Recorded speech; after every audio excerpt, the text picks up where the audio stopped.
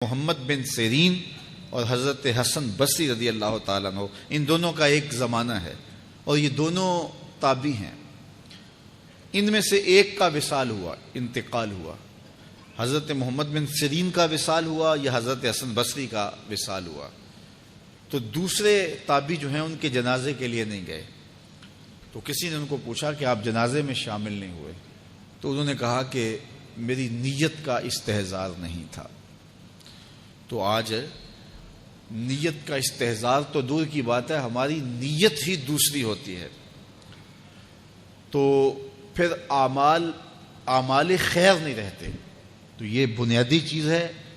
تو جو لوگ حج کرنے جا رہے ہیں وہ اپنی نیت کا استحضار اور نیت کی تنقیح اس کو اپنے اوپر لازم قرار دیں کہ کوئی اور غرض شامل نہ ہو، رضا الہی کا حصول، یہ بنیادی نقطہ ہے حج کے مقاصد میں سے کہ بندہ اس لیے اللہ کے حضور حج کرنے کے لیے جا رہا ہے۔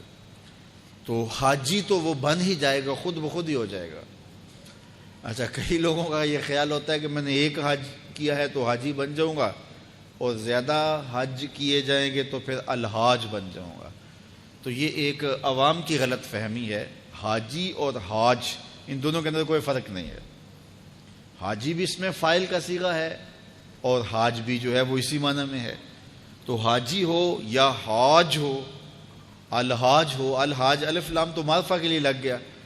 تو اس سے یہ جو لوگوں کے اندر غلط فہمی ہے کہ حاجی ایک حج کرنے والے کو کہتے ہیں اور الحاج کئی جس نے حج کیے ہو، جس نے فلاں تو الحاج ہے، یعنی اس نے بہت سارے حج کیے ہیں۔ تو ایک حج کرنے والا بھی الحاج ہو سکتا ہے اور متعدد حج کرنے والا بھی حاجی ہے۔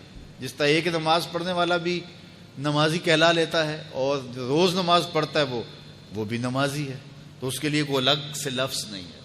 اور بعض لوگوں کا یہ خیال ہے کہ جو جمعۃ المبارک کے دن حج آئے وہ حج اکبر ہوتا ہے اور باقی شاید چھوٹے حج ہوتے ہیں۔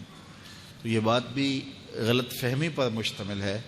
جمعۃ المبارک کے دن اگر کوئی حج آ جائے تو ظاہر ہے جمعہ کی برکتیں بھی ساتھ شامل ہو گئیں، لیکن حج اکبر یا حج اصغر کی یہ تقسیم نہیں ہے۔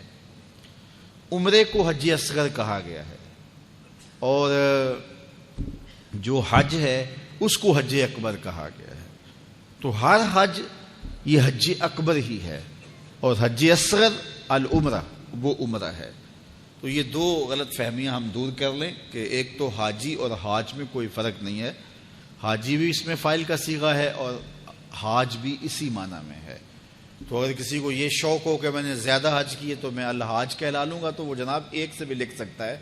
اس کو اگر اس لیے جانا ہے تو اتنے پیسے خرچ کرنے کی ضرورت نہیں ہے، وہ ایک حج سے بھی جو ہے وہ الحاج لکھ سکتا ہے۔ تو یہ مقصد نہیں ہے کہ میں حاجی کہلاؤں یا الحاج کہلاؤں۔ اگر یہ مقصد ہو گیا تو پھر یہ ساری کی ہوئی محنت ضائع چلے گی۔ مقصد رضائے الہی کا حصول ہے۔ اللہ تعالیٰ جل شانہ یہ نصیب کرے، اور یہ حج کے بنیادی مقاصد میں سے ایک مقصد ہے کہ اللہ کی رضا کو حاصل کیا جائے۔ فرمایا تمہارے گوشت، تمہارے خون اللہ کو نہیں پہنچتے۔ یہ جو تم قربانیاں ذبح کرتے ہو، نہ تو خون پہنچتا ہے نہ تمہارا گوشت اللہ کو پہنچتا ہے۔